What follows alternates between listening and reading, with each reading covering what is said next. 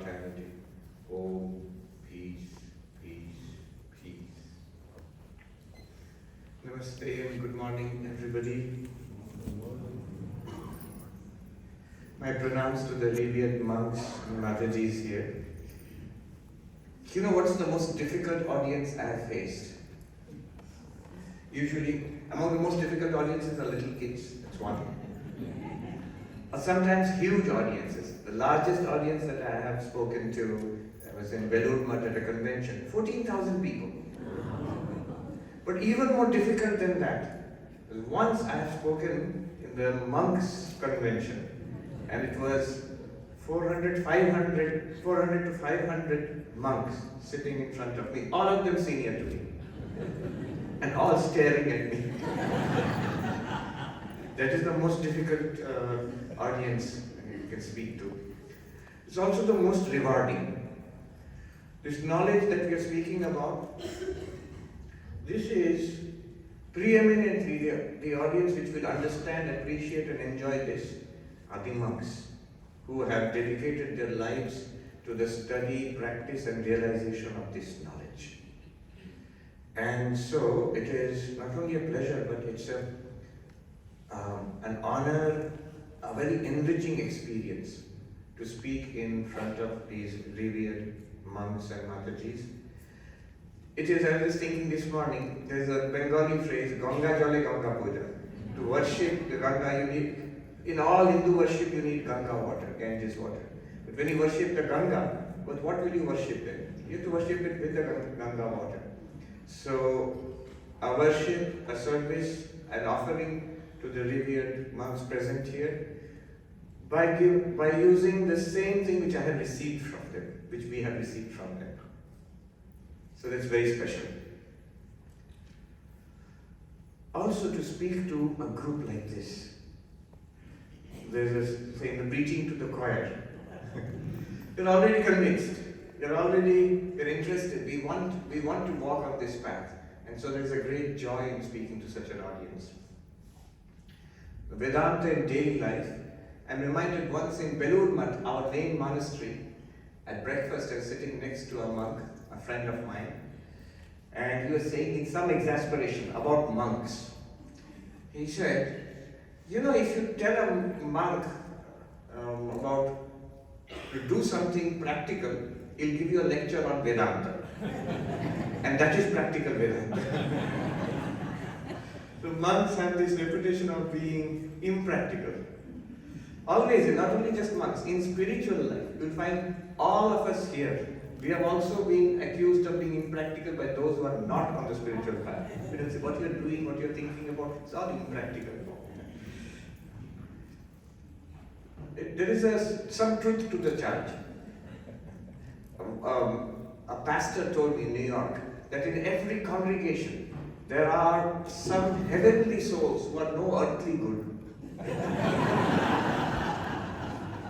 That is why Swami Vivekananda wanted a practical religion. He said, without idealism in life, a human being becomes a brute. But too much idealism, then it's of no practical use, and then one does not progress in spiritual life also. So this high idealism and immense practicality, this is what Swami Vivekananda wanted, not only of his monks, but also of everybody who's walking on this path. And Vedanta is actually immensely practical. Vivekananda himself says, it was practical first and theory next. It was the realization of rishis first, and then it became the Upanishads. And afterwards it became the philosophy of Advaita Vedanta which we are talking about. So practical first, realization first, and then philosophy and poetry and theory and all of that. I have this feeling that Vedanta is, Advaita Vedanta, talking about Advaita Vedanta, is the most practical thing in our lives. It is that which is most available to us in our daily lives. I think that is why Sri Krishna preached the Bhagavad Gita to Arjuna in the battlefield. Not in a monastery, not in the Himalayas, not even in Vedanta conference. No, in the battlefield. In the worst possible activity that human beings can engage in. thereby signifying that if we can be spiritual in the middle of the battlefield, we can be spiritual anywhere. Sri Ramakrishna indicates this by saying, with eyes closed there is God, and with eyes open there is no God. What kind of God is that? So we need something, we need that spiritual reality which is present to us in eyes closed in meditation, wonderful, but with eyes open. In the conference and outside the conference, in the depths of meditation and in the hustle and bustle of life, in prayer and in action, in work, in good times and in the times of crisis. People think Vedanta is theoretical. I remember in the beginning of the COVID crisis, when I was giving a class, somebody said you should say something about the present crisis. It just started, and in New York it had skyrocketed, the deaths per day. It was the worst, probably in the world. I remember at one point, there were about 1,000 people dying every day around us in Manhattan itself. So when I spoke about Vedanta, somebody indignantly said, now we have to practice Vedanta. This is, the idea being that Vedanta is meant for when things are fine and you come to a class and listen to your talk or listen to you on YouTube. But now there is death, invisible death all around us, crisis. Now you're talking about all this theoretical stuff. No, it's not theoretical stuff. If it is not true at the moment of peak crisis, then it's not true any time at all. It has to be available to us. Vivekananda said, I want that religion which will take a person where he or she is and lift that person up from there. I do not believe in a religion which promises heaven after death and is unable to wipe the tears of a widow or lift a piece of bread to the lips of a hungry man. I don't believe in such a religion. It should be able to help us whoever we are, wherever we are. And we should also think, I face problems in life, challenges in life. All my Vedanta, my yoga, my bhakti, my Advaita, Vishishtadvaita, Dvaita, what can it do for me right now? Not after enlightenment, not after 30 years of practice, right now. Can it give me something? So it is useful in our daily lives. Not only again in the moment of crisis, in our humdrum life when there is no crisis. Right now, for example, it should be useful for us. And I believe Vedanta, in the sense of Advaita Vedanta, is the most practical thing. Is the thing that is continuously, most obviously available to us. That will be the theme of what I'm going to say, to see that how real it is already. It's already a fact. And I would like us all to see this by the end of this session.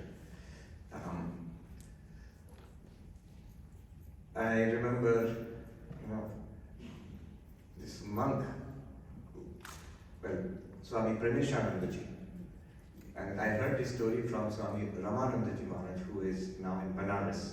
He said as a young student he approached Premishanandaji. He used to go to Swami Premishanandaji many times. One day, suddenly, Swami Premishanandaji, he touched this young man, Ramanandaji, who became a monk later on. Here, like this, suddenly. And the Swami told me, in surprise, I jerked my head back. And then Swami Premishanandaji said something, I'll tell you in Bengali and then translate. He said, oi je chomke utlo, o chhada kono shona bhagavan nei. It's a bit of a rough language. He said that that one which reacted in surprise, which jerked its head back, that one, there is no rascal called God apart from that one. Using words like that in the presence of the great acharyas. So that is the one we are going to take a look at today. I remember in Calcutta I was giving a talk, usual talk on Advaita Vedanta, and the Q&A started with one lady indignantly rushing forward. She wanted to be the first to ask a question. And the question she asked was, all this is fine, but it's all theoretical. And I said immediately, Madam, not one thing that I have said is theoretical. What is theoretical here? That you are here existing, that body in which you are there, that is the body theoretical? She said, no. And the thoughts you are having, such a theoretical talk, is that thought theoretical or is it a fact? It's a fact. The breath that is flowing from your nose, into your body and out of it. That breath, is it theory or is it a fact? It's a fact. And the fact that you are aware of it all, is that awareness, that consciousness, is it theory or is it a fact? It's a fact. And that awareness is what we are talking about. That body, that breath, that mind is what we are, nothing more than that. See, here's something to deliberate upon before we jump into our inquiry this morning. One way of being spiritual is the devotional approach. The great acharyas there, Madhvacharya, Ramanujacharya, no, the great acharyas. It's the devotional approach. And the paradigm for that, the format, the structure of that is common. There is an ultimate reality. Brahman, Vishnu, Narayana, Devi, Shiva, God, Allah. There is Abraham. There is an ultimate reality. Where? I don't know it. Believe it. On justified grounds, on the grounds of scripture, on the grounds of tradition, on the grounds of the experiences of the mystics. Believe it. And surrender to it, relate to it, worship that ultimate reality through devotion. By the grace of that divinity, you will be set free. What we want, transcendence of suffering, attainment of fulfillment, that will come. That's one approach. The only problem with that approach is skepticism. Suppose I don't believe it. Shankaracharya says, Kartum akartum anyatra kartum shakyate. When it is a matter of opinion, when it is a matter of faith, when it is a matter of conjecture, in that case, one may follow it, may believe in it, may not believe in it, or may believe in a different way. Yes, I believe in God, but not in the way you believe. It can happen. Or I may not believe in it at all. Or I may be completely doubtful about it, agnostic or atheistic about it. This is the problem with the devotional approach, the dualistic approach, which takes that there is some ultimate reality. It's a valid path, as has been demonstrated by centuries and millennia of enlightened beings and saints till today. So Ramakrishna is a testimony that it is a valid path. But I'm saying on the other hand, and this is, I'm saying on the side of Richard Dawkins and Christopher Hitchens and the little niggling doubts that we may have at our level and at the level of those who are great mystics on this path, saints. I have read the last diaries of Mother Teresa, saintly person. All her life she struggled. And she says, I pray and pray into the darkness. There is no reply. It's not that she was not spiritual, she was. But a purely dualistic devotional approach can leave you open to doubt and shakiness even till, decades and decades into your spiritual life. It can. So it's one side of it. Then in contrast to that is another approach. That is the direct experience approach, which is something Swami Vivekananda stressed very much, here especially in the United States. There's a reason why he translated Raja Yoga, Patanjali Yoga Sutras. His first work was not a Vedanta work. In fact, he wrote no books on Advaita Vedanta. His first effort was the Raja Yoga, which is based on the Patanjali Yoga Sutras, a Vedantic reading of the Patanjali Yoga Sutras. Why? It's an empirical age. We want proof. We want experience. The material world is real because we experience it. We'll see later that's exactly the reason why it is not true, but anyway. We experience it. And that is why it commands our attention, our faith, our loyalty, our desire, everything. Here is a secret about the human psyche. Whatever we consider to be real, that will define us for that particular time. Even a dream is extremely real and vivid for us at that time because it feels real to us. This feels real to us, and that's why it dominates our life, this world. So, that inquiry into our immediate reality, that is what we're going to take up in this topic. We're going to dive into it. Sorry, I missed a point. At this point, all right, there's something I wanted to say, but I missed it. It's gone now. I'll come back later. Talking about the duality. The what? Duality, doubt, remember? Vivekananda's? Yes. So, yeah, I was talking about that. The Vivekananda's Raj Yoga, he wrote that because it's an empirical approach. This is the age of where we demand evidence. That I want to see. And Vivekananda is the epitome of it. How did Narendranath Datta become Vivekananda? He goes to Sri Ramakrishna and he asks, have you seen God? Look at the question. He is not asking, does God exist? I have a doubt about the existence of God. No. Have you seen God? It's an empirical question. Can you show me God? And Sri Ramakrishna's answer was also in the same light. That, yes, I have seen, and you too can see. So, an empirical question, an empirical answer, evidence. What is this path? This is the yogic path, the mystical path. That extraordinary experiences are there, mystical experiences are there, which can prove to us the truth of the claims of religion. Swami Vivekananda would go on to say, if God exists, I should be able to see God. If I have an immortal soul, I should be able to feel it. And yoga answers in the affirmative. Yes, we are not called upon to believe there, we are called upon to see.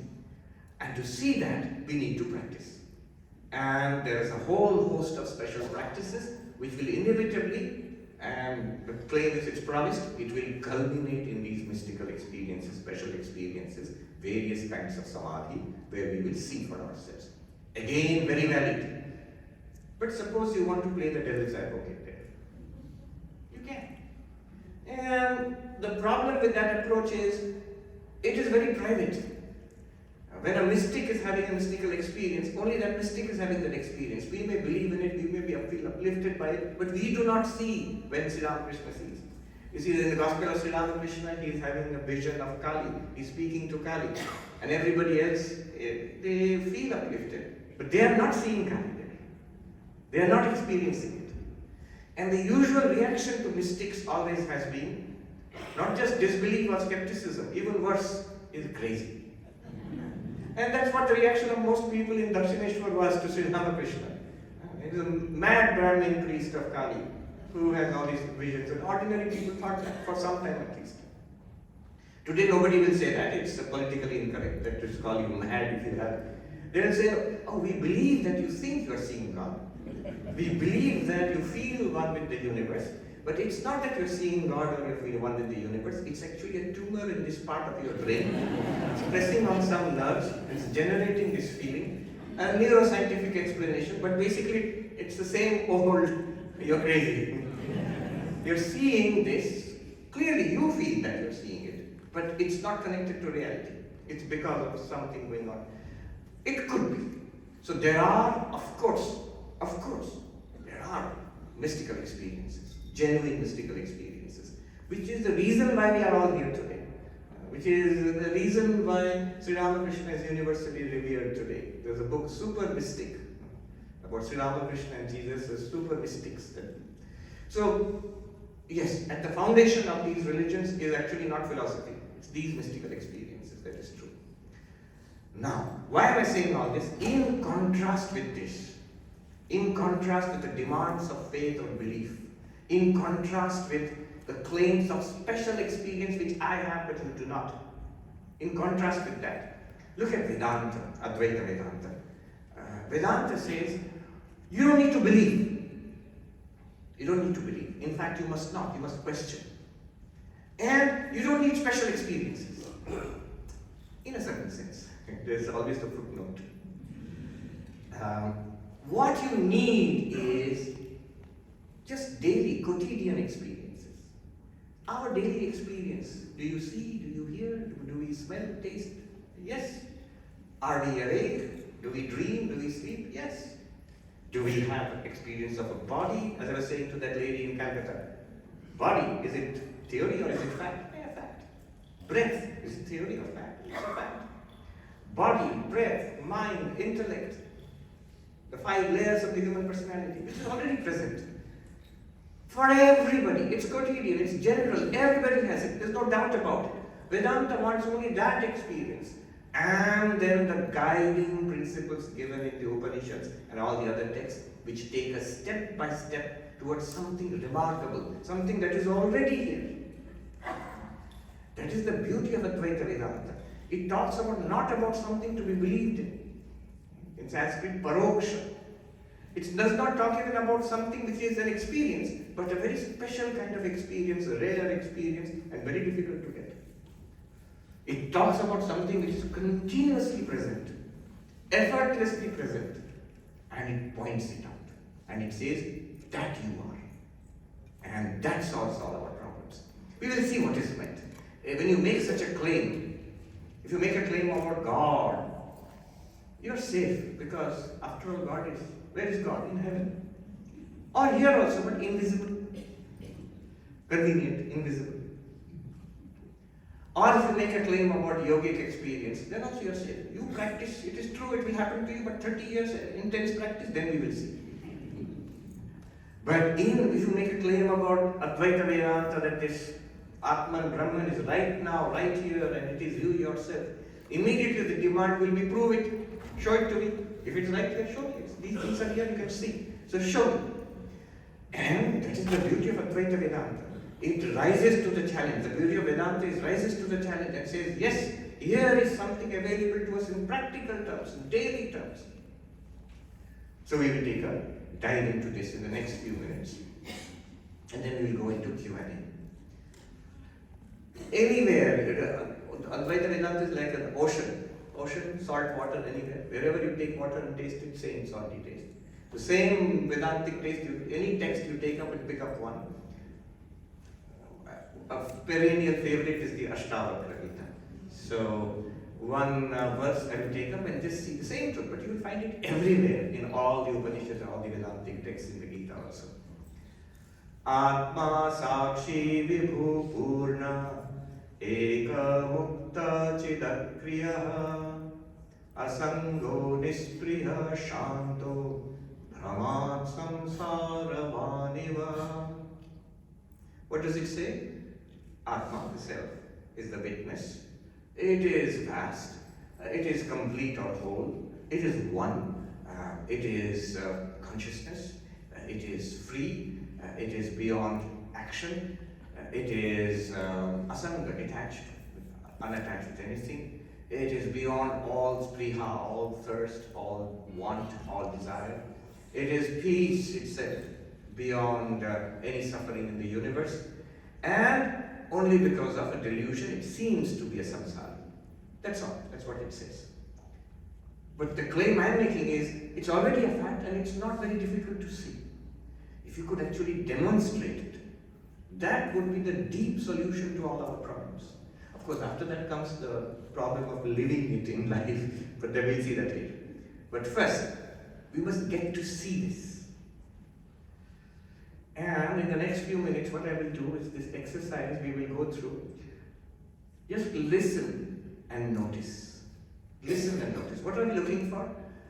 I'm trying to say, what I'm going to say is already a fact. This is the claim I'm making. Notice and see whether it's a fact or not. And the way of noticing is, first we listen, shravana. Second, I ask myself, do I get it? What did he say? Did I get it? Third, is it a fact already? And the answers to all three should be yes. What did he say? Did I listen? Yes. Do I get it? Yes. And is it a fact? Yes. And that's the challenge. Let's see. Chidakriya, chit. First, Ashtavakra draws our attention to a fact that we are conscious. We are conscious right now. We are aware. What are we aware of? We are aware of seeing. Always, when I'm saying this, don't keep it as a nice idea which he spoke about and I've got it in my mind. No, take a look. Am I seeing? Yes, it's a fact. And in this seeing, is there awareness? Yes, I am aware. It's a fact too. I am seeing so many things. Such a display of color and pageant here. And notice, all the things that I'm seeing, they are all different from each other. White is different from the green, is different from the red, and that is different from a human being and from a carpet, from a chair, and from the hall. All of these are different from each other. And yet, here is one interesting simple fact. It is the same consciousness, it is the same awareness which sees all these different things.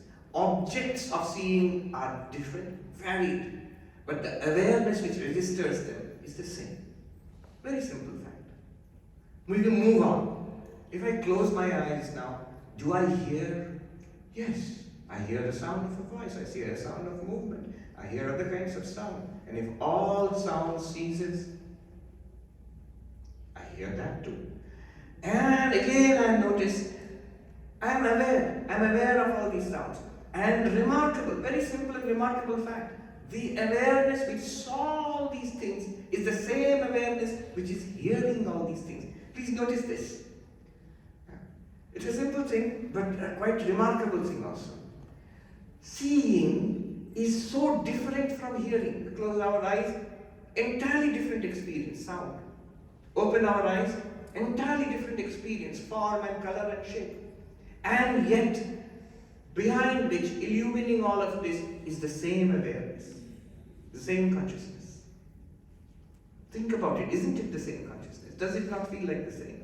Are there arguments against what I am saying? What are the replies to those arguments? Same consciousness illumines all our seeing, whatever we see. And it illumines all our hearing, whatever we hear, voices, sound, noise, music, all our hearing. It illumines all our tasting, various flavors, all our smelling, all the odors that we smell. The touch, hot and cold and hard and soft, same awareness. The vast, rich spectrum of sensory experience is illumined by the same awareness, by the same consciousness. Very simple fact. Already a fact. One might even imagine, what does this have to do with spirituality? Sounds like psychology only. Wait. It is the same awareness which illumines all our sensory experiences. And the absence of experiences also. I am seeing such a brilliant display. I close my eyes, I can't see. Same awareness which saw and now cannot see. Awareness is still constant. The presence and experience of sense objects, form, shape, color, sound, smell, taste, touch, all lit up by one light. And the absence of those objects also lit up by the same light. The light is constant and continuous. At this point you might say, we get the point. Move on. Yes. Moving on. It is the same awareness when you look inside. Not sensory, do not see anything, hear anything, smell anything, taste anything, touch anything. Sit quietly. Inward attention. Awareness is there or not? Yes, it's there. And what does it experience? Thoughts, emotions, ideas, memories, desires, the sense of ego. All our internal churning, which is called the antahkarana, the inner instrument.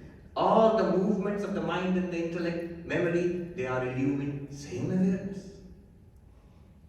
And when we act in the world, you're sitting now, you're walking earlier, eating before that.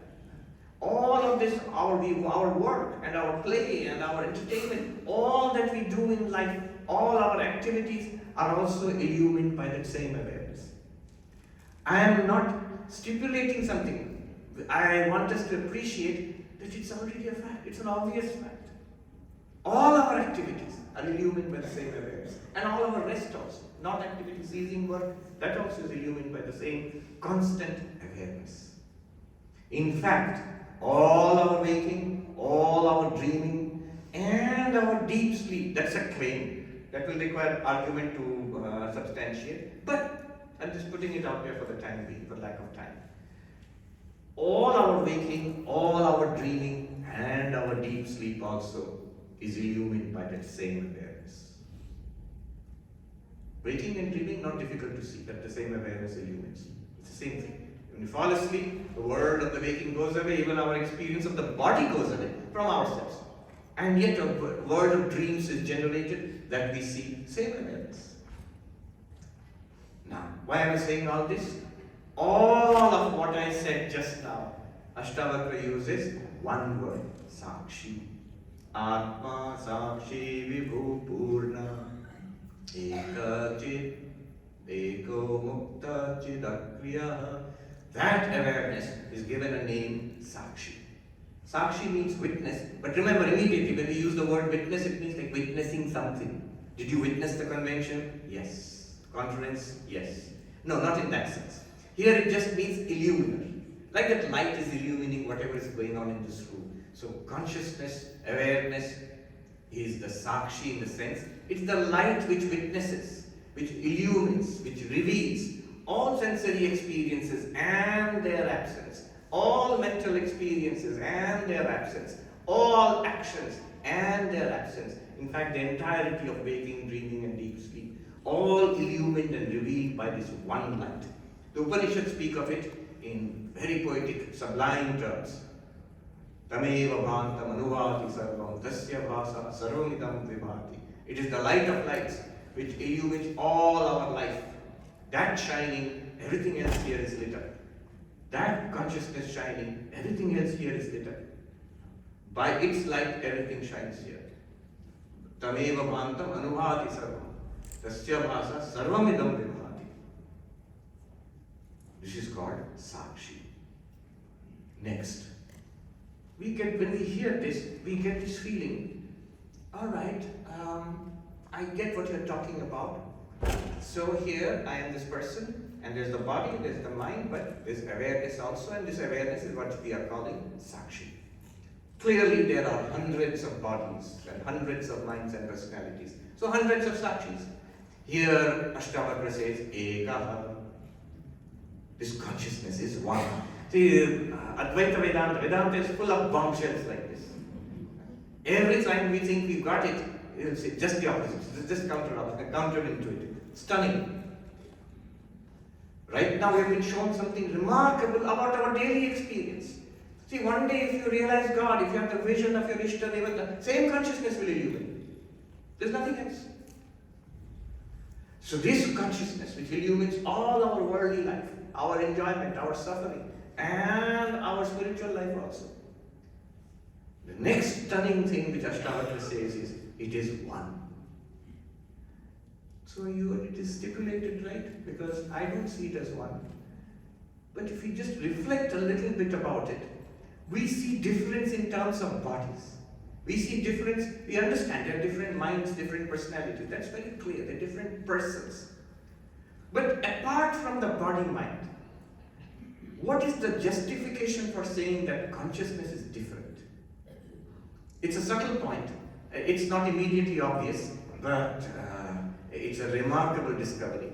Sri Krishna says in the 13th chapter, in one of the most dramatic statements in the whole Bhagavad Gita, Kshetragyam chapi mam vidhi sarva kshetreshu bharata.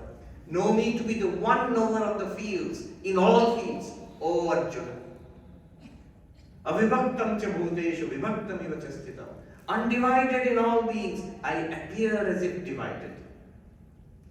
So this consciousness which we are, which is our innermost nature, which is the most obvious, the most constant factor which we have. This is one in all bodies and minds. One way of understanding this is, all differences are there in our waking life. Your waking life, my waking life, and his or hers, they're all different from each other. Even our dreams are different from each other. But notice, our deep sleep is not different from each other. A uniform blankness, there cannot be any differentiation. Your experience of deep sleep, my experience of deep sleep, and the experience of deep sleep of every other human being, and indeed of animals and others, the deep sleep experience is utterly the same. Has to be, because it's a uniform blankness. If it is all the same, imagine the consciousness which illumines that uniform blankness. How much more one it will be. That's a sort of intuitive way of understanding how consciousness can be one in all beings. Question here might be, if we are all one consciousness, why do we not have access to everybody's experiences? If I'm connected by internet to all computers, I can spy on the computers in India. Why not? If I should have access, as I have access to this mind and these senses, I should be able to see through all eyes, I should be able to hear through all ears, I should be able to peek into the minds of everybody. That doesn't happen generally. Yes, but remember, that experience in this body and mind is due to this particular mind. It's not just consciousness. It is this mind which has access to the activities of this mind and sense organs. And that mind has access to the activities of that mind and sense organs. Consciousness neutrally illumines all of it. It has access to that in that mind and body. It has access to that in that mind and body. It has access to this mind and body in this mind and body. There is a technical discussion in Vedanta depending on the power of the upadhi. If the upadhi is avidya like us, we will have limited access. If the upadhi is Maya, then super administrator access to everything. That is only Ishvara or God.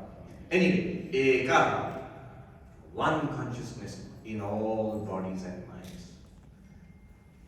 And then it says next, this consciousness, Vibhu, it is vast. When we say consciousness, we still get the feeling of some kind of tiny little glimmer of light in this body. This body is pretty solid. Actually, it's mostly liquid, but anyway, it's pretty solid. And this mind is most evident. And if you're saying consciousness feels like a little glimmer of light in this body and mind. No. Ashtavakra says, in contrary, Vibhu, it is vast. Consciousness is vast. In what sense? It is not limited by space, time, and object. It is limitless. In what sense? Again, these are all dramatic statements. But there is a very, very good logic behind all of them. All space appears and is experienced by consciousness in consciousness. Therefore, consciousness is not limited by space. All time appears and is experienced by consciousness and in consciousness. Therefore, consciousness is not limited by time. All of this sounds difficult and abstract, but it's not. Just take an example, it will become very clear. In our dreams, when we dream of a dream world and we are not aware that we are dreaming, we are in this dream world and we think it's real. When we wake up, we not only realize that everybody we saw was not out there, but was in this dreaming mind. And the whole dream world which we saw was not out there. It's not that there's a big space and I am a tiny being walking around in that space. No, the entire space and the being which was experienced in the dream was entirely in the dreaming mind. Because the dream world appears to the dream mind, the dreaming mind is not limited by the space of the dream world or the time of the dream world or the objects of the dream world. Similarly, the big claim here is this entire world of space, time and objects appears to you, the consciousness. And therefore, you, the consciousness, you are not limited by what appears in you. Being not limited in space. In Sanskrit, the word is Sarvapriyananda, all pervading. Wherever this space is, there you are. Doesn't feel like that, I know. It feels like there's a huge space and I'm a tiny being inside. But that's because of our standpoint of the body. Switch it to the standpoint of consciousness, we'll begin to see a different thing. You will feel, oh, I am awareness. And what's happening in this awareness? I'm aware of a past world. And I'm aware of this hall and people and things outside, seen and unseen. I'm aware of a body. I'm aware of a mind and thoughts. And all of it is in me, the awareness. It's appearing in me, the awareness. When somebody asks, no, how can I be all pervading? How can I be pervading across the space of this awareness? I'm just here, I'm not there.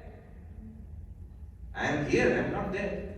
One sadhu asked in a gathering in Haridwar, हम यहाँ हैं, वहाँ नहीं हैं, सर्वव्यापी कैसे हुए?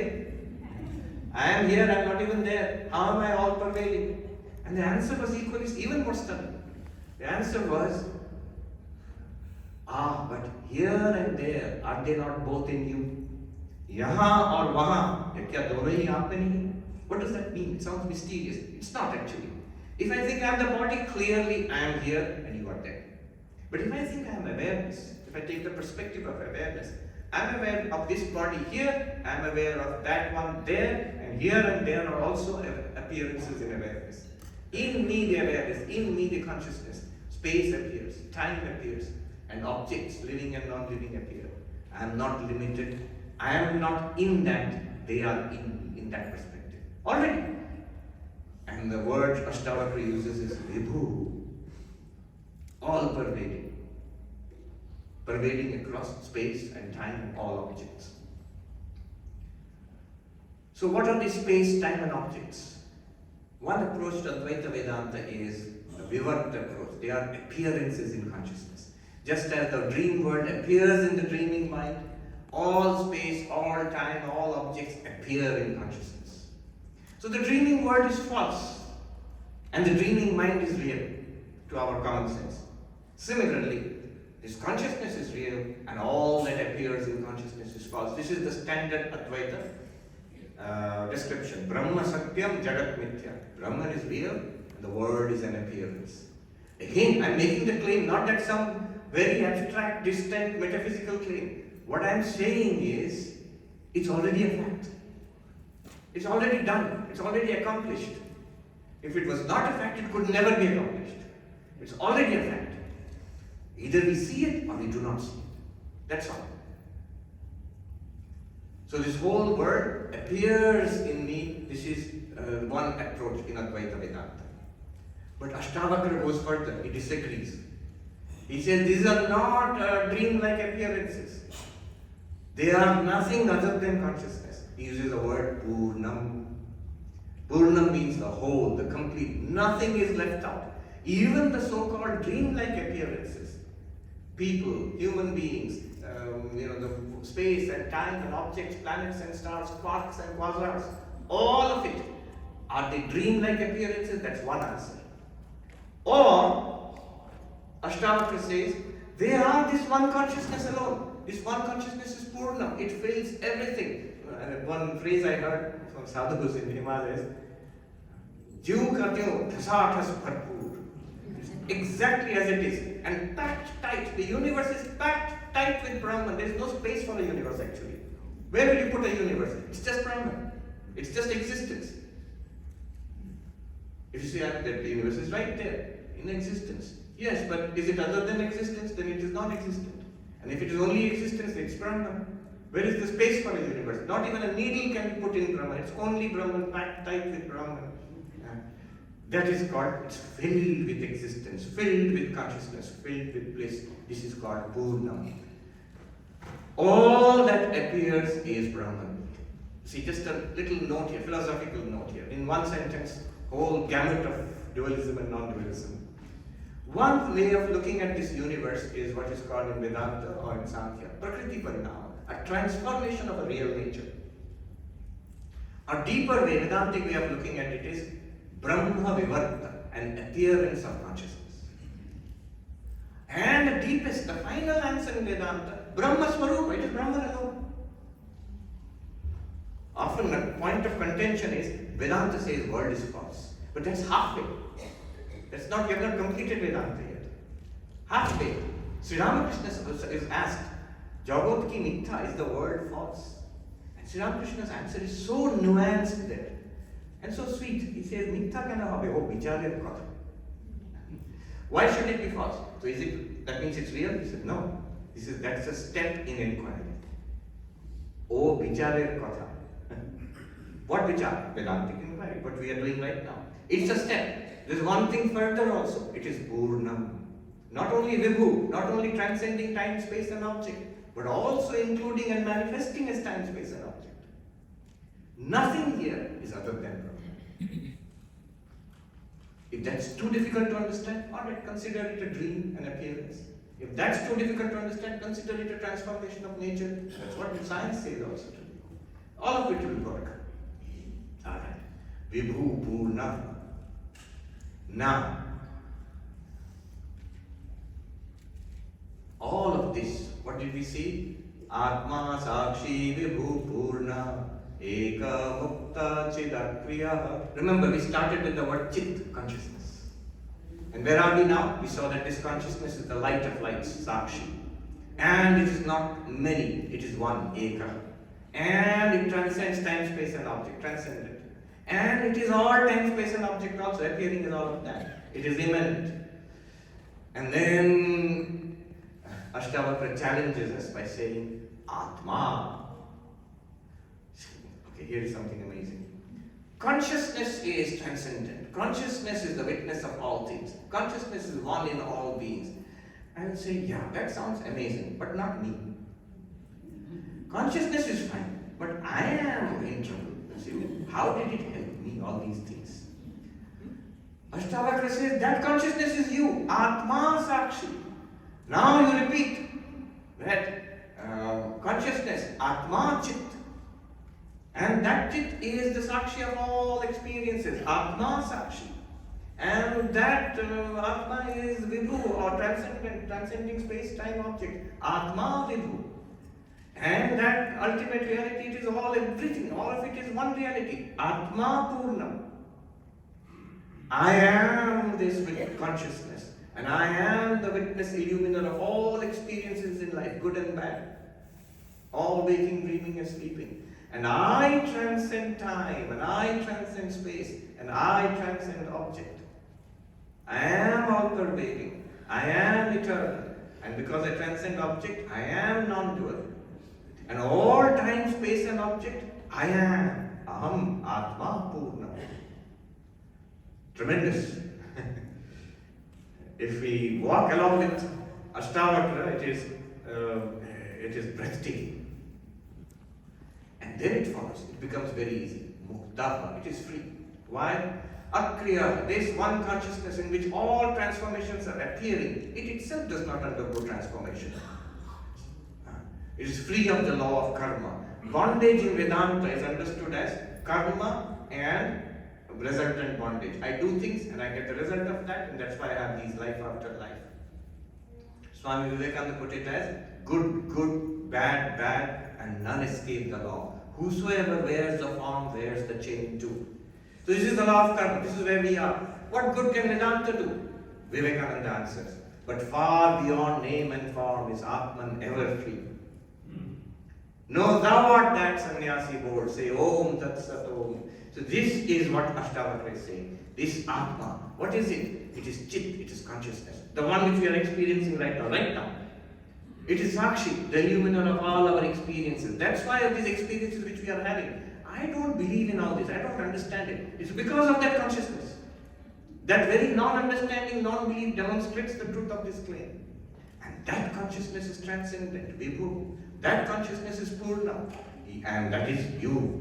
Therefore, you are beyond the law of karma. And being beyond the law of karma, Mukta, Atma Mukta, Aham Mukta.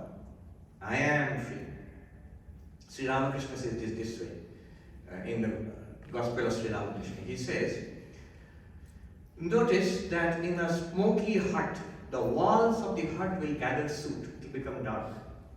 But the space in that hut is not affected by the smoke. And you are that space, calm. He would poke fun at a devotee of his who would repeat, I am space, but get very worried about tax, the IRS, And Sri Ramakrishna would say, but you are space, you are calm, isn't it? Let them take away your pots and pans. Very difficult. Asanga, Nispriya, Shanta. This one space of consciousness, Chidakasha, is not attached. Our problem is we are sticky personality. Because when we say we are body, sticky, obviously, COVID will affect. If we are mind, sticky, harsh word, any difficult circumstance, depression will affect. But if you have this witness consciousness in which all of these are appearing, non-stick, Teflon coated, non-stick cooking ware, you can cook the whole universe, nothing will stick to you. Asanga, and therefore Shanta. Nispriya, no desire. What is there to desire? It's all an appearance in you, it's all you in one sense. Shanta. All this is fine, but why are we like this in that case? One great, no matter how much transcending time, you can't transcend the timekeeper.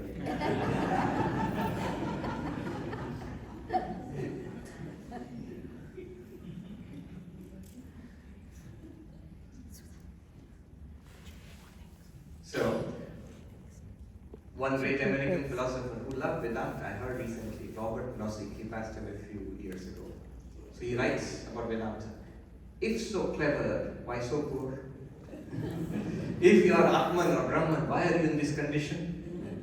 And the answer in Vedanta, again, Ashtavakra gives a stunning answer. Brahmat samsaravaniva. You are not in this condition. No, but it looks like that. Yes, because you are consciousness, that's why it looks like that. And this is because of an error. It is as if you are in this condition. Nobody denies it looks like that. But just because it looks like it, it need not be true. Could be a dream, could be a movie. Even as if. But why as if also? Why? Brahma, because of error. Why error? Why have I made an error? You have not made an error. It is because of ignorance, ajnana. Ignorance leads to error and leads to this display of samsara. A Tibetan Buddhist master put it very beautifully. He says, on the primordial ground of being, under ignorance appears, the primordial ground of being appears as samsara under ignorance and as nirvana under knowledge. Same primordial ground of being. It appears as samsara when we do not know it.